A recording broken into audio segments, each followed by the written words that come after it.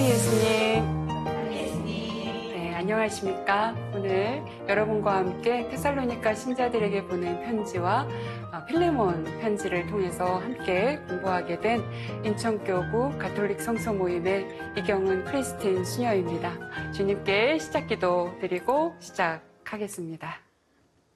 성부와 성자와 성령의 이름으로 아멘. 성경 안에서 우리를 친절히 만나주시는 아버지, 넘치는 성령의 빛으로 제 눈을 열어주시어 당신의 빛을 보게 하시고 제 귀를 열어주시어 당신의 말씀을 듣게 하시며 제 마음을 열어주시어 당신의 생명을 받아 안게 하소서. 그리하여 말씀의 신비가 얼마나 넓고 높고 깊은지 깨달아 알고 인간의 모든 지식을 초월한 그리스도의 사랑에 대한 뜨거운 감동으로 저의 모든 일상생활 가운데 새로운 기쁨과 당신의 능력이 빛나게 하여 주시며 저의 모든 형제들과 함께 당신의 영광을 찬미하게 해 주소서. 우리 주 예수 그리스도를 통하여 비나이다. 아멘. 성부와 성자와 성령의 이름으로 아멘. 네, 오늘 저희가 두 편의 서간을 이제 함께 공부하게 될 것인데요. 첫 번째로 데살로니가 신자들에게 보낸 서간 먼저 살펴보도록 하겠습니다. 데살로니가 신자들에게 보낸 서간 역시 지역을 나타내는 이 교회 공동체가 그 이름이 되겠습니다. 프로스 테살로니케이스라고 불렸던 이 테살로니아 사람들, 그 일대 사람들을 나타내는 말이었지만 이것은 역시 신자들에게 보낸 서간으로 첫째, 둘째 서간 해서 두 편의 편지가 저희에게 전해집니다. 자, 역시 우리가 필리피 교회를 볼 때 보았던 지도랑 같은 지도인데요. 북쪽, 왼편의 북쪽으로 올라가시면 상단에 마케도니아 지역이 보이실 것입니다. 그 가운데 테살로니가 교회가 자리하고 있습니다. 찾으셨습니까? 네, 테살로니가 이 지역은 또 어떤 지역이었는지 우리가 조금 볼 필요가 있는데요. 우리가 사도행전을 통해서 필리피가 바로 제일 가는 도시였다라고 언급을 드린 적이 있고 성경에 그렇게 나타나고 있지만 이 마케도니아 지역에서 또 손꼽히는 으뜸 도시 가운데 테살로니카를 빼놓을 수가 없습니다. 바로 로마와 아시아를 연결하는 역시 요충지 역할을 하고 있던 도시였고요. 자유 도시로서의 특전을 누리면서 1세기에는 마케도니아 최대 도시로 자리를 잡았던 꽤 큰 도시 중에 하나였습니다. 2차 선교 여행 때 교회를 형성했고 그다음 유다인들의 방해로 말미암아 충분히 이 교회의 신자들과 함께하지 못하고 그 아렌역에 해당되는 베로이아로 급하게 이렇게 떠나야만 했던 사연을 가지고 있는 그런 교회가 이 테살로니가 지역 교회입니다. 자, 그 지금으로 보면 막 생긴 어떠한 교회, 막 형성된 믿음 생활을 하게 된 이들을 남겨두고 사도단이 또 특히 바오로 사도가 그들을 뒤로하고 떠나야만 했던 유다인들의 그 박해와 방해가 너무 심했기 때문이에요. 그래서 더 큰 위험을 피하고자 일단은 떠나가야만 했던 그런 지역이었기 때문에 이 지금 우리식으로 보자면 마치 새 영세자들만 남겨놓고 모두가 사도단이 다 철수해 있는 어떤 그런 상황입니다. 그런 상황에서 이 테살로니가 신자들에게 보내는 서간은 거기에서 바로 또 큰 의미를 갖고 있는데요. 바오로 사도께서 그들을 두고 타 지역으로 떠났던 어떤 그런 상황에서 그의 마음에, 사도의 마음에 신자들에 대한 염려가 상당히 컸으리라 예상할 수가 있습니다. 그런 상황에서 서간을 통해 보면 티모테오 사도를 이 테살로니가 지역 신자들을 좀 살펴보도록 보냈던 것을 볼 수 있습니다. 그래서 티모테오가 바오로에게 다시 돌아와 이 테살로니가 신자들이 아주 굳건하게 믿음 생활을 잘 이어나가고 있다라는 기쁜 소식을 듣게 됩니다. 그래서 이 서간은 그 기쁜 소식을 전해 들은 바오로 사도가 바로 2차 선교 여행 중에 바로 유럽 대륙의 교회를 형성했던 바로 그 첫 어떻게 보면 그 시작점에서 그들에게 띄운 표현이 어떨지 모르겠습니다만 대단히 따끈따끈한 그래서 선교 여행 중에 편지를 직접 그 신자들에게 띄웠던 바오로의 친서간 가운데 가장 먼저 쓰여진 편지가 바로 이 테살로니가 신자들에게 보내는 서간 되겠습니다. 그러한 중요성을 가지면서 바로 그때 당시 상황을 그가 보내는 편지의 인사말에서 우리가 볼 수가 있거든요. 한번 읽어보겠습니다. 우리가 기도할 때에 여러분을 모두 기억하며 늘 하느님께 감사를 드립니다. 우리는 끊임없이 하느님, 우리 아버지 앞에서 여러분의 믿음의 행위와 사랑의 노고와 우리 주 예수 그리스도에 대한 희망의 인내를 기억합니다. 하느님께 사랑받는 형제 여러분, 우리는 여러분이 선택되었음을 압니다. 우리는 기도할 때마다 여러분을 모두 기억하며 늘 하느님께 감사를 드립니다. 그리고 디모데오 사도를 통해 그가 전해 들었던 소식에 관해서 무척 자신이 기뻐하며 주님께 감사하고 있다는 인사말을 전하고 있어요. 그런 부분에서 저술연대는 그가 바로 2차 선교여행을 했던 당시 50년에서 51년경, 그 가운데에서도 51년경 즈음으로 이 서간이 쓰여졌다고 추정합니다. 이 서간이 지니는 중요성은 바오로의 친서간 가운데서도 가장 먼저 쓰여진 서간이라고 하는 의미 더하기 신약성경 정권을 통틀어 가장 먼저 우리에게 쓰여지고 전해진 내용이 바로 이 데살로니가 1서 내용 되겠습니다. 그래서 대단히 소중한, 그래서 어떻게 보면 초대교회와 그때 당시 정말 신자들이 지녔던 가장 중요한 희망, 이 서간 안에 나타나고 있습니다. 그리고 두 번째로는 바오로 사도의 선교 초기 가르침, 어떤 것을 전하고 가르쳤는가, 아주 가장 그 중요한 첫 자리에 놓여져 있는 그런 가르침들의 모습들을 또 만날 수 있어요. 그리고 그가 선포했던 복음의 내용은 무엇인지 등등에 관해서 우리가 또 확인할 수 있는 아주 소중한 그러한 서간입니다. 초대 그리스도인들의 신앙의 바탕은 무엇이었는지, 그리고 선교사들은 어떠한 것들을 체험하며 이 신자들에게 격려와 독려를 했는지도 알 수 있는 등등의 이 테살로니가 특히 첫 번째 서간은 우리에게 전해주는 중요한 의미가 있다라고 다시 한번 말씀드립니다. 사도와 신도들의 관계, 그래서 이런 부분에 있어서 조금 이렇게 장절로 제가 나눠서 지금 설명을 좀 드리려고 합니다.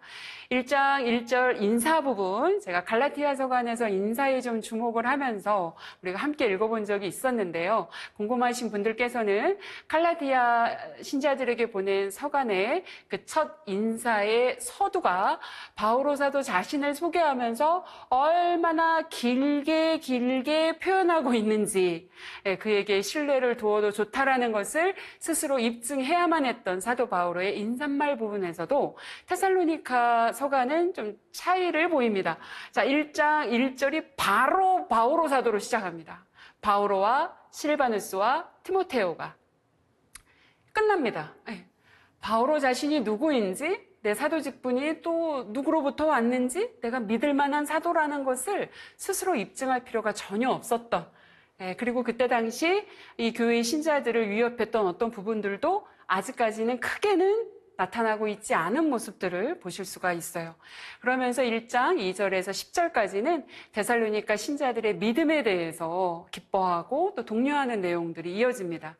선교 당시를 회고하면서 자신들이 전하는 말씀을 사람의 말로 받아들이지 않고 하느님의 말씀으로 받아들였던 그 신자들에게 대단히 고마움을, 감사함을, 그 은총을 이제 표현하고요. 그 말씀이 신자 여러분에게서 활동하고 있음을 확인시킵니다. 그리고 2장 17절 이하에서 3장까지는 그의 간절한 바람과 기도의 내용들, 그 내용이 어떻게 보면 중요한 부분을 차지하는데요. 정리해서 좀 요약해서 살펴본다면, 하느님 우리 아버지께서 친히, 그리고 우리 주 예수님께서 우리가 여러분에게 갈 수 있도록 길을 열어주시기를 빕니다. 못다했던 그의 어떠한 선교 활동, 그리고 그 신자들을 더욱더 굳건히 믿음의 길로 나아갈 수 있도록 독려하기 바랬던 그런 어떤 마음, 그리고 함께 나누지 못했던 친교와 유대, 이러한 부분들을 더욱더 강화하기를 원했던 이 사도는 주님께서 길을 열어주셔서 다시 데살로니가 신자들을 만날 수 있기를 희망한다라는 자신의 바람을 기록하고 있습니다. 그리고 여기 뒷부분은 여러분의 마음에 힘을 북돋아 주시어 우리 주 예수님께서 당신의 모든 성도들과 함께 재림하실 때 여러분이 하느님 우리 아버지 앞에서 흠없이 거룩한 사람으로 나설 수 있게 되기를 빕니다. 아멘. 예, 또 이 바오로 사도의 간절한 바람 중에 하나는 주님께서 재림하실 때 흠없이 하느님 앞에 설 수 있는 신자들이 되기를 바란다라는 말씀 주고 계십니다. 자, 하느님 뜻에 맞는 생활에 관해서 이제 후반부에 당부죠. 이런 우리 신자들이 어떠한 생활을 해야 되는가 하는 부분들이 이어져 나오는데요. 하느님의 뜻은 신자들이 거룩한 사람이 되는 것이라고 가르침을 주고 계십니다. 어떤 사람이요? 거룩한 사람. 또 생활에 관한 훈계와 형제의 아주 구체적인 실천을 당부하면서 신자다운 그러한 거룩한 생활을 하기를 독려합니다.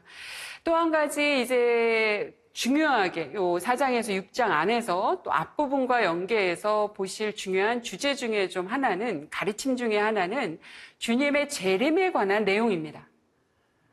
자, 우리가 서간들을 또 저와 많은 시간을 함께 하시진 않았습니다만 이 주님의 재림에 관한 내용을 이렇게 주제로 언급드리는 서간은 아마 지금 데살로니가 서간에서 처음이 아닌가 싶습니다.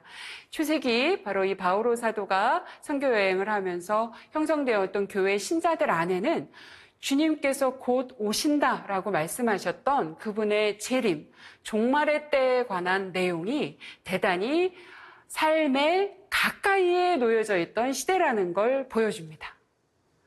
그래서 그들 안에는 이 재림을 두고 여러 가지 이제 좀 의구심들이랄까요? 그다음 어려움들이 조금 생겨났던 것 같아요. 그걸 두 가지 측면에서 볼 수 있는데요.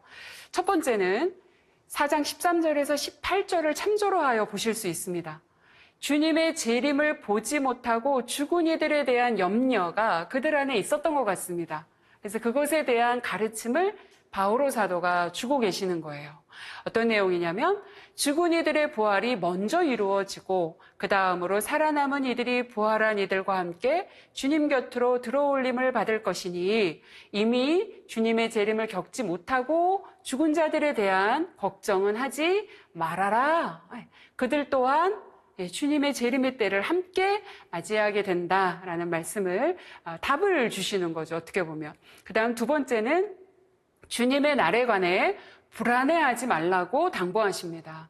두려워하거나 걱정하지 말고 언제일지 모르는 그날에 대해서 두려움 없이 맞이하기 위한 오히려 깨어있는 삶, 그리고 우리는 주님의 자녀들이므로 그날이 도둑처럼 덮치지는 않을 것이라고 말씀을 해주십니다. 그러면서 누구나 그때를 깨어 기다리면 그날을 맞이하게 될 것이다라는 주님 재림과 관련된 그때 당시 교회 신자들 안에 있었던 어떤 문제에 대해서 사도가 가르침을 주고 있는 내용 보실 수가 있어요. 그래서 데살로니가 이 지역에 보낸, 데살로니가 신자들에게 보낸 이 서간의 내용을 통해서는 우리가 주님의 재림을 어떻게 준비해야 되는가, 자, 우리에게도 역시 주님의 재림의 때를 함께 맞이해야 할 우리에게도 이 서간의 내용은 중요한 의미를 지닌다라고 볼 수가 있겠죠. 하느님 뜻에 맞는 생활로 다시 한번 5장에서 마지막 권고와 인사를 통해 다시 한번 신자들에게 당부의 말씀을 주시는데요. 큰 소리로 함께 읽어보시겠습니다. 언제나 기뻐하십시오. 끊임없이 기도하십시오. 모든 일에 감사하십시오. 이것이 그리스도 예수님 안에서 살아가는 여러분에게 바라시는 하느님의 뜻입니다. 평화의 하느님께서 친히 여러분을 완전히 거룩하게 해 주시기를 빕니다. 또 우리 주 예수 그리스도께서 재림하실 때까지 여러분의 영과 혼과 몸을 온전하고 흠없이 지켜주시기를 빕니다. 여러분을 부르시는 분은 성실하신 분이십니다. 그러니 그렇게 해 주실 것입니다. 역시 또 한 번 예수 그리스도께서 재림하실 때까지 우리가 거룩한 생활을 하며 흠없는 그러한 하느님의 자녀로 살아갈 수 있도록 하느님께서 그렇게 해 주실 것이니 걱정하지 말라 또 알려주신다고 볼 수 있겠죠. 자, 이렇듯 50년대 초반대의 교회의 모습, 또 그 당대에 그들이 품었던 희망과 신앙에 관한 부분들을 테살로니가 서간, 특별히 첫째 서간을 통해서 우리가 만나볼 수가 있습니다. 자, 이 부분에 대해서 우리는 주님의 재림에 관한 부분이 신앙 안에 깊이 자리하고 있었음을 볼 수 있습니다. 초대교회 신자들의 삶의 자리에 이 주님의 재림을 깨어 준비하는 이러한 부분들이 신앙 안에 깊이 있었다는 것 볼 수 있는 것이죠. 자, 주님의 재림의 때는 언제인지 알 수 없으나 주님께서 오시리라 오시마 하고 약속하셨던 부분입니다. 바로 우리에게도 이 주님의 재림에 관한 내용은 연결되는 부분이에요. 주님의 재림의 때가 언제인지 알 수 없으나 이루어진다라고 하셨던 그 주님의 말씀 안에서 잘못된 종말론으로 우리 자신의 신앙을 해쳐서도 안 되겠지만 무디어져 버린 아직까지 오지 않고 계시는 주님의 재림의 어떤 부분에 있어서 너무나도 신앙의 생활에 무디어져 버려 그날을 준비하고 기쁘게 깨어 거룩한 삶을 살아가는 데 있어서 아예 관심을 두지 않는다면 이 또한 우리가 이 테살로니가 서간을 통해서 한 번쯤은 또 생각해 봐야 될 부분이라고 짚어드리고 싶습니다. 주님의 재림을 기다리는 마음, 오늘 오실지 내일 오실지 알 수 없다는 것은 언제든 오실 수 있다는 말씀입니다.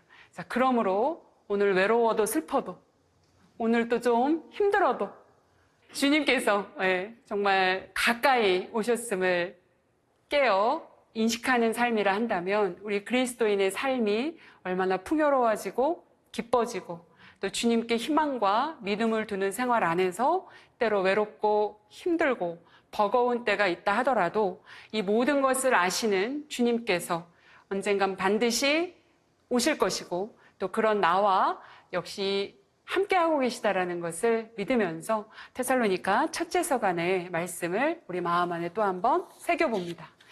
자, 이어지는 테살로니가 신자들에게 보내는 둘째 서간을 우리가 조금 보시겠는데요. 테살로니가 신자들에게 보낸 둘째 서간을 두고는 이 첫째 서간과의 논란이 사실 꽤 오랜 동안 이어지고 있습니다. 학자들 간에 조금 의견이 분분하기 때문인데요. 어떤 학자들은 바오로가 테살로니가 일서를 쓰고 문제가 생긴 교회 공동체를 위해서 바로 이 서간을 썼다라고 보는 학자들이 있고요. 또 일각에서는 아니다. 주님의 결정적으로 주님의 재림의 때에 관한 내용이 일서간보다 첫째 서간보다 약화되어 있습니다. 그래서 여기 보시면 바오로 시대 당대 51년에서부터 100년경까지를 이 집필 시기로 봅니다. 이것은 뭘까요? 바오로가 썼을 수도 있지만 아닐 수도 있고 100년은 넘어가지 않았던 교회 1세기 마렵의 어떠한 교회 현실을 또 우리에게 알려주는 또 소중한 서간이라고 볼 수 있습니다. 역시 바오로의 차명서간이라고 볼 수가 있겠죠. 그러나 중요한 것은 바오로의 사상과 신학의 기반 위에 함께 서 있다라는 것은 중요합니다.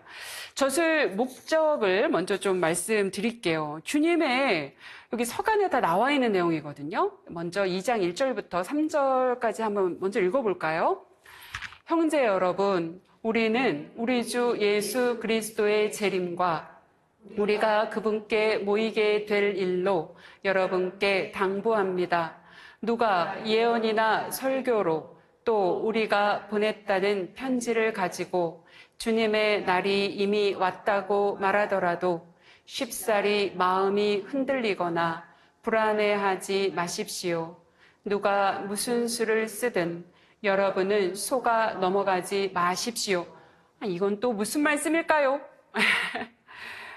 누가 예언이나 설교로 또 우리가 보냈다는 편지를 가지고 주님의 날이 이미 왔다고 말하더라도 마음이 흔들리거나 불안해하지 말라. 이 말씀을 굳이 하는 이유는 그런 말들을 하는 사람들이 있었다는 것이죠.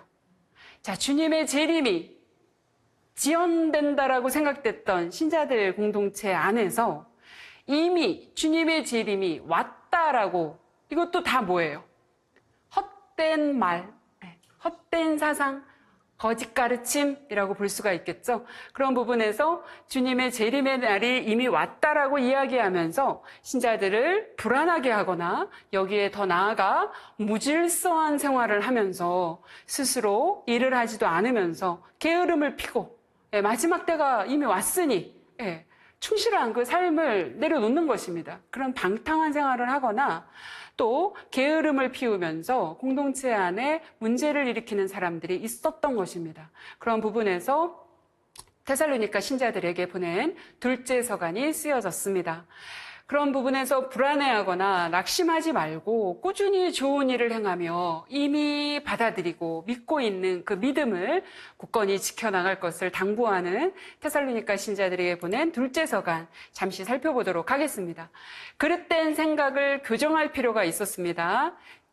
반복되는 말씀입니다만 주님의 날이 이미 왔다고 말하며 무질서한 생활을 하는 사람들, 그런 사람들은 어떤 사람들이었냐면요, 일을 하지 않고 남의 일에 참견만 하는 사람. 뭐만 살아있어요? 입만 살아있어요. 자기가 해야 될 올바른 삶의 태도와 자세를 유지하지 않으면서 남의 일에 참견만 하고 게으름을 피우는 사람들이 있었던 것입니다. 그런 사람들에게 권고하십니다. 묵묵히 일하여 자기 양식을 벌어먹도록 하십시오. 자신이 해야 될 것을 하라라는 말씀이겠죠. 그리고 또 한 가지는 종말에 앞서 표징이 일어날 것이다라고 가르쳐 주세요. 그러니 다 알 수 있게 될, 주님의 날을 준비할 수 있게 될 표징이 먼저 일어나게 될 것이다. 그래서 헛된 생각들을 경계하라. 그러므로 이미 주님의 때가 왔다라고 말하는 사람들의 말은 경계하라는 당부를 주시는 거죠. 그 다음 이어지는 교정 부분에서는 그럼 어떻게 살아가야 하는가 부분입니다. 앞서 말씀드렸듯이 낙심하지 말고 계속 좋은 일을 하며 굳건히 서서 사도로부터 배운 전통을 굳게 지키며 충실하게 살아가야 한다라고 당부하십니다. 우리 신자분들에게는 그렇게 하고 계시기 때문에 당연하고 지당한 말씀이라고 생각하시리라 믿습니다.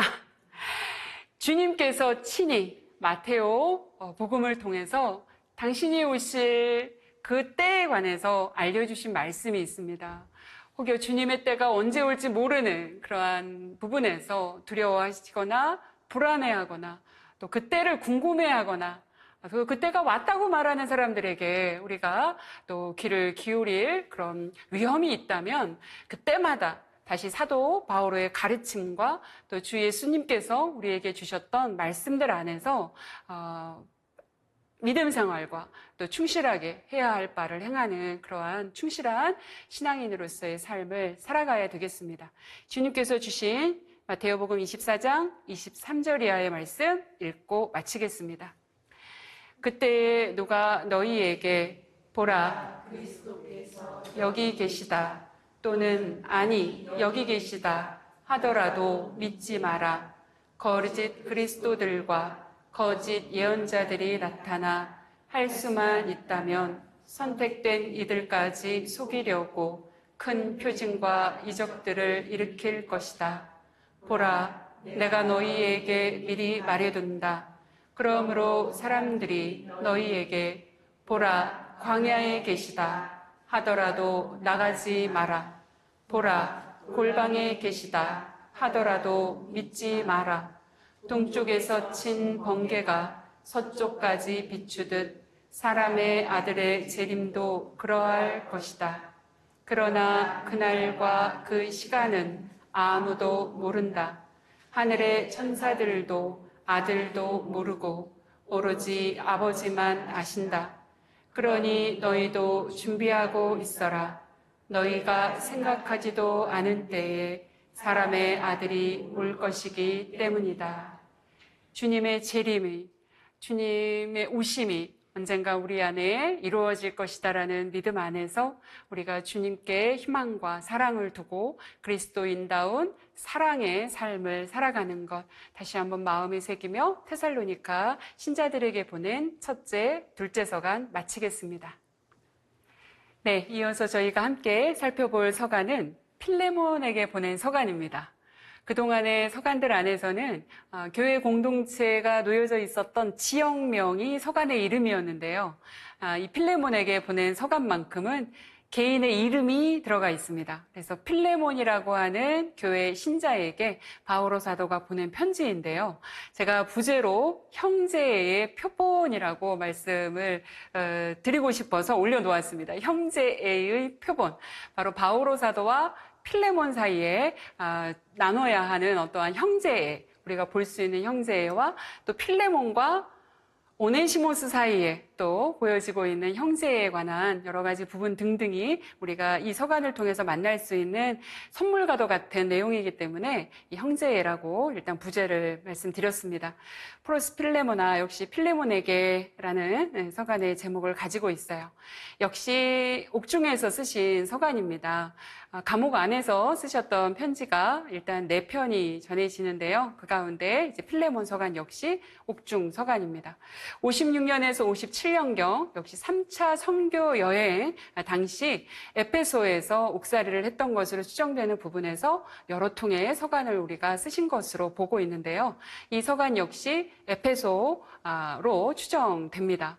수신인인 필레몬은 콜로새서 4장 9절을 참조해 보신다면 콜로새 교회 지도자로 추정되는 인물입니다. 개인 편지이지만 교회 공동체 모두에게 인사를 전합니다. 그래서 필레몬에게 편지가 왔지만 이 내용을 공동체 신자들과 함께 공유해야만 했던 어떤 부분이라고 볼 수 있어요.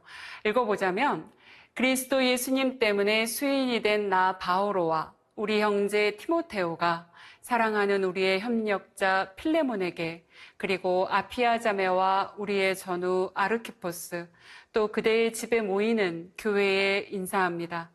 하느님 우리 아버지와 주 예수 그리스도에게서 은총과 평화가 여러분에게 내리기를 빕니다. 자, 여러 명의 이름들이 등장하고 있지요? 네. 그리고 그의 집에 교회가 모인다라고 하는 건, 그의 집을 거점으로 해서 교회 공동체가 모임을 갖고 있었다라는 걸 볼 수 있고, 그래서 콜로새 교회에 중요한 어떤 역할을 하고 있었던 인물로 추정되는 분이 바로 이 필레몬입니다. 자, 이 내용을 먼저 요약해 드리자면, 이건 장도 없습니다. 필레몬 서가는. 정말 저에게도 주시는 선물인데요. 장이 없습니다. 짧으면서도 아주 그 바오로 사도가 늘 당부하고 신자 공동체에게 바람하지 않았던 그리스도인의 사랑의 삶, 애덕의 삶이 어떻게 실현되고 또 실천될 수 있는지를 우리에게 알려주는 소중한 서간입니다. 짧지만 대단히 중요한 또 의미를 우리에게 갖는다 말씀드리고 싶어요. 옥중에서 얻은 아들과도 같은 제3의 인물 오네시모스를 만나시게 될 것입니다. 옥중에서 얻은 아들과도 같은 오네시모스라는 말은 사도 바오로를 통해 주님을 알게 되고 세례를 받았다라는 것을 볼 수 있습니다. 신자가 되었다라는 걸 알 수 있어요. 그런데 그 오네시모스가 바로 필레몬의 하인, 바로 노예 또는 종의 신분으로 그의 집에서 함께했던 인물로 보여집니다. 그래서 말씀드리자면 옥중에서 얻은 아들과도 같은 오네시모스를 그 주인 되는 필레몬에게 콜로새 교회의 지도자라고 방금 소개해드렸던 필레몬에게 되돌려보내면서 그의 손에 들려보냈던 서간이 바로 필레몬에게 보내는 서간이라고 보실 수 있어요. 자, 그럼 이게 도대체 무슨 말씀인가 싶으시죠? 감옥은 뭐고, 감옥에서 세례를 받았고, 필레몬은 오네시모스를 맞아들여야 하는 상황인 것 같고, 자, 이것을 이제 조금 더 들어가 보겠습니다. 자, 이 서간을 통해서 우리는 필레몬과 바오로 사도 사이에 깊은 우정과 신뢰가 나타나고 있음을 볼 수 있어요. 나는 기도할 때마다 그대를 기억하며 늘 하느님께 감사를 드립니다. 주 예수님과 모든 성도를 향한 그대의 사랑과 믿음을 내가 전해 듣고 있기 때문입니다. 모든 서간이 그와 같겠습니다만 필레몬 서간은 정말 한 절 한 절이 요약본이라고 보시면 됩니다. 꾹꾹 어쩌면 그 펜을 눌러 쓰면서 바오로 사도가 이 오네시모스의 목숨을 구명하기 위한 그런 내용이 지금 들어가 있는 것이거든요. 자, 이분의 세 분의 관계도를 한번 또 살펴보도록 하겠습니다. 이 세 분의 관계를 파악하시면 서간을 이해하시는 건 이제 정말 쉽습니다. 사도 바오로는 필레몬과 서간을 통해 오네시모스 모두에게 사도로서 복음을 전하였던 것을 볼 수 있습니다. 그리고 감옥에 갇혀 있는 현실이라는 걸 볼 수가 있고요. 필레몬은 콜로세 교회 지도자로 이 바오로 사도의 영향을 많이 받았던 인물로 보실 수 있습니다. 오네시모스의 주인이고요. 바오로 덕분으로 복음을 받아들였던 인물이라는 것 다시 한번 말씀드립니다. 자, 세 번째로 이제 오네시모스 이분은 바로 필레몬의 종, 하인이었던 신분입니다. 그리고 필레몬에게 손해를 끼쳤던 것으로 서간에 나타나고요. 감옥에서 바오로를 통해 복음을 받아들이고 신자가 된 것으로 볼 수 있습니다. 자, 이 동그라미가 모두 이 세 분이 다 어때요? 연결된 부분들이 있지요. 교집합이 형성이 되는 세 분인 것입니다. 이렇게 저렇게 지금 얽혀서 세 분이 다 아는 사이가 된 것이죠. 자, 이러한 현실 안에서 그 당시 로마 시대 종의 신분은 어떤 삶이었는지 조금 보겠습니다. 종은 그때 당시 엄격한 신분이 나눠져 있던 계급사회 안에서 주인의 재산입니다. 그래서 그의 목숨이 결국 주인의 재산이 되는 것이에요. 어떠한 이유에서든지 주인의 곁을 벗어난, 탈출을 했든 어떠한 형태가 됐든 주인의 곁을 떠난 그 종의 목숨은 주인의 처벌에 오로지 달려 있습니다. 그가 죽느냐 사느냐 하는 부분은 그의 목숨줄이 소위 주인에게 달려 있는 것이죠. 그리고 일단 어떠한 연유에서인지 지금 오네시모스가 필레몬의 곁을 떠나 있는 상황이에요. 그리고 장소도 콜로세가 아니라 에페소의 감옥이죠. 그런 부분에서 주인의 곁을, 재산의 일부인 종이 주인의 곁을 벗어났다는 자체가 이미 주인의 재산에 손실을 준 것이라고 볼 수 있고요. 또 어쩌면이지만 오네시모스가 그 주인의 집을 떠나면서 주인의 재물에 손을 댔을 가능성 또한 있습니다. 그런 어떤 부분에서 이 종의 신분이었던 오네시모스의 목숨이 이제 돌아가면 맞닥뜨리게 될 필레몬의 손에 있었다는 것. 이게 가장 중요한 어떻게 보면 전제입니다. 그런 부분에서 바오로 사도는 그 주인 되는 필레몬에게 오네시모스를 보내는 것이 마땅하고 옳은 일이라고 이야기하면서 주인에게로 돌아가야 하는 오네시모스의 손에 바로 이 서간을 써서 돌려보냈던 것이다. 이렇게 보실 수가 있겠어요. 그러면 이 세 분의 관계가 조금 들어오시지요? 자, 그러면 이제 다음으로 바오로 사도가 어떠한 표현들, 정말 아주 주옥 같은 표현이라고 저는 말씀드리고 싶어요. 주옥 같은 표현들, 정말 절절한 호소력 깊은 표현들로 이 오네시모스의 생명을 구명해 주기를 그 주인 되는 필레몬에게 호소하고 있습니다. 바오로 사도는 필레몬에게 오네시모스를 부탁하면서 사도적인 권위를 앞세우기보다 형제적인 사랑 측면에서 부탁을 하는 그런 표현들을 많이 쓰고 있습니다. 9절 같은 경우에는 나 바오로는 늙은이이다. 그리고 옥에 갇혀 있다라는 것, 그리고 옥중에서 얻은 내 아들이라고 오네시모스를 가리킵니다. 그리고 나아가서 내 심장과 같은 오네시모스. 그는 나의 특별한 사랑을 받는 형제다. 그러니까 오네시모스에 대한 이러저러한 자신의 어떤 마음을 이렇게 절절하게 지금 표현하고 있는 것이죠. 나를 맞아들이듯이 그를 맞아주기를 바란다. 라는 등등의 아주 절절히 정말 형제에 호소하고 있는 바오로 사도의 마음을 좀 느끼실 수가 있을 것입니다. 그러므로 이제 필레몬은 오네시모스를 혹여라도 부정적인 입장에서 다루게 된다거나 오네시모스에게 해를 가하게 된다면 그건 결국 바오로 사도, 바로 자신과도 같은, 내 심장과도 같은 오네시모스라고 했던 측면에서 바로 바오로 사도 자신에게 이제 해를 가하게 되는 그러한 부분까지 끌어올리고 있는 것이죠. 자, 이런 부분에서 이제 주인 되는 필레몬은 이제 그렇다면 어떤 처우를 해야 될 것이냐, 이런 숙제가 이제 남겨지게 되는 것입니다. 이런 부분에서 8절에서 10절 보시면, 그래서 나는 그리스도 안에서 큰 확신을 가지고 그대가 마땅히 해야 할 일을 명령할 수도 있지만 사랑 때문에 오히려 부탁을 하려고 합니다. 나 바오로는 늙은이인데다가 이제는 그리스도 예수님 때문에 수인까지 된 몸입니다. 이러한 내가 옥중에서 얻은 내 아들 오네시모스의 일로 그대에게 부탁하는 것입니다. 방금 말씀드렸던 그런 표현들이 계속적으로 이렇게 나타나고 있는 것들 또 확인하실 수 있었습니다. 자, 그런 부분에서 이어지는 내용 13절에서는 필레몬의 승낙 없이 이 오네시모스의 주인으로서의 권리를 가지고 있는 이 필레몬을 존중하고 있는 모습을 볼 수 있는 것이죠. 그의 승낙 없이는 아무것도 하고 싶지 않았다.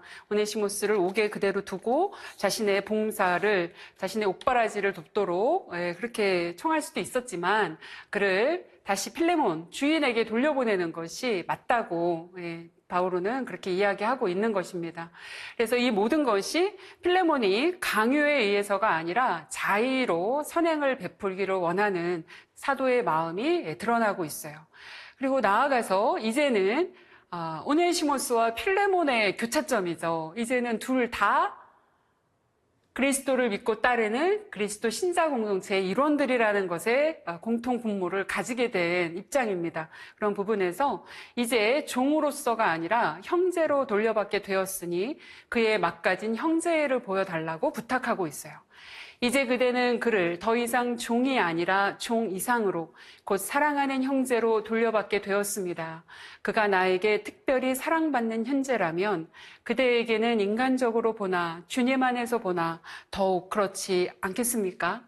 사회법적으로는 주인과 종, 그러나 이제 그리스도 교회, 우리 그리스도 신자로서의 공동체의 일원의 부분에서는 같은 그리스도인으로서 사랑의 실천, 애덕을 보여주기를 간절히 바라고 있는 것이죠. 그러므로 이어지는 성경의 내용 함께 읽어보실게요.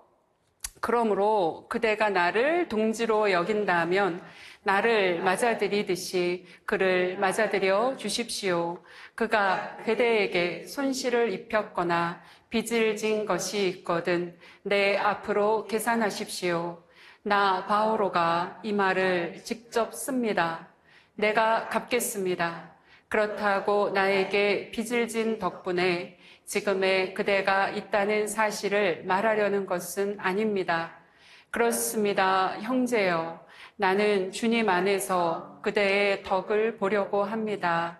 그리스도 안에서 내 마음이 생기를 얻게 해 주십시오. 나는 그대의 순종을 확신하며 이 글을 씁니다. 내가 말하는 것 이상으로 그대가 해 주리라는 것을 나는 알고 있습니다. 오네시모스가 필레몬에게 입힌 손해에 대해서 이 바오로 사도가 자신이 이것을 갚겠다라고 지금 보증을 하면서 선처를 지금 바라는 것이죠. 그러나 사실 말씀을 가만히 들여다보고 있노라면 빚을 갚을 마음은 그닥 없어 보이십니다.